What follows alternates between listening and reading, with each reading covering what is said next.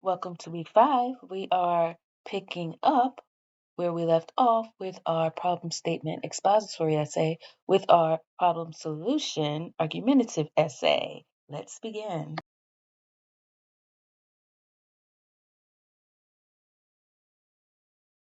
Before we delve into the main point of this lecture, which is counterargument, I want to quickly review the aspects of the argumentative essay. So the purpose is to take what you learned from the previous essay, where you identified and analyzed a systemic problem, and you're going to build on that work by presenting a well-reasoned argument for how that problem can be solved or improved. So this essay asks you to move from awareness to action, using evidence and logic to persuade your audience to adopt or support your proposed solution. The argumentative essay is 6 paragraphs long. You're going to restate your problem briefly to provide context. That'll be your introduction paragraph.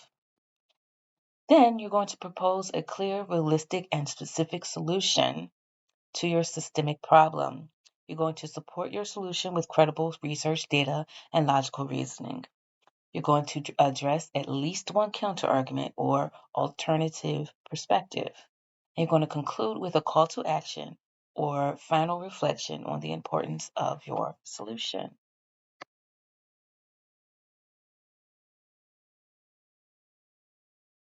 Let's talk about the counter-argument paragraph. What is it?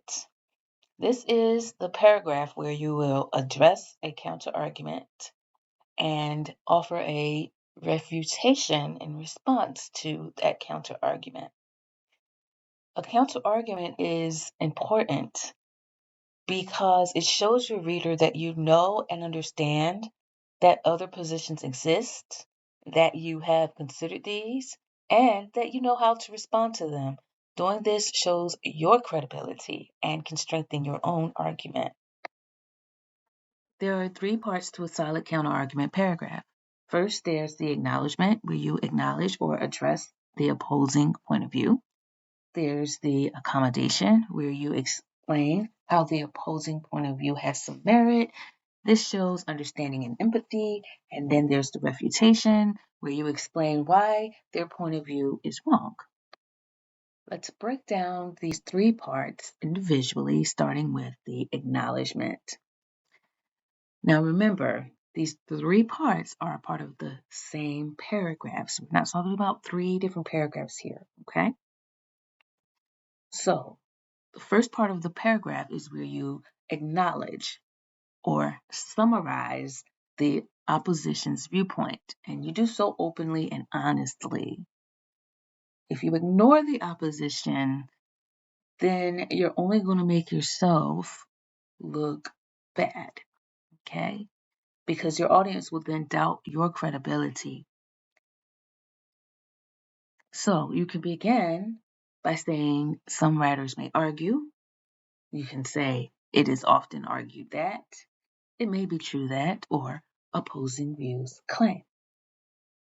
It's also imperative to remember that you must cite the sources of your counter argument.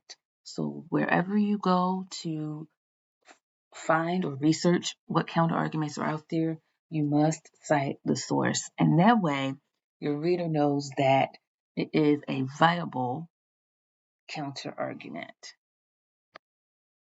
The next part of the paragraph is called the accommodation. This is where you as the writer recognize that some of the opposition's claims may be valid, but you still show that your own claims are stronger. The strength of your claims should be more convincing than the opposing viewpoints. So you can explain the weakest points, contrasting them with your argument's strongest points. You can begin by saying admittedly, certainly, of course, or one cannot deny that. Finally, the last part of a counterargument paragraph is the refutation. And this is where you offer a rebuttal of the counterargument. So you're going to refute the opposition's claims by showing that they are incorrect or inconsequential, i.e., not a real problem. Just like when you acknowledge the counterargument, you had to use a source and cite the source.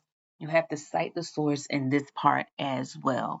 Everything that you argue must be supported with evidence, and that includes your refutation. You can begin this section by saying, nevertheless, however, on the other hand, or but.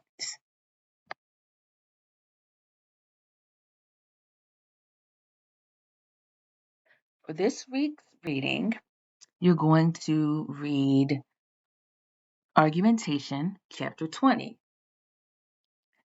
Desmond Tutu said, "Don't raise your voice, improve your argument." Those are wise words.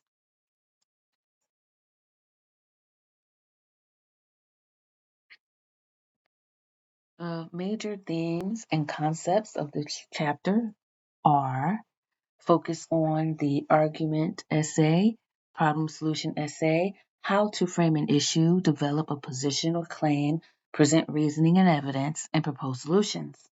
It emphasizes the shift from simply presenting information to persuading a reader, not just what is the problem, but what can be done or should be done. The chapter underlines the importance of audience, purpose, and context in argument writing, knowing who you're writing for, what you hope to achieve, and the environment in which your argument takes place. We're going back to what we learned about rhetoric, about ethos, logos, pathos, and all of the things that make an argument great. Thank you, as always, for tuning in. And if you need help with this essay, I am here. Just like before, we're going to be utilizing the Student Success Center and the Writing Center tutors to help you write a really good argumentative essay. Thank you again. Bye-bye.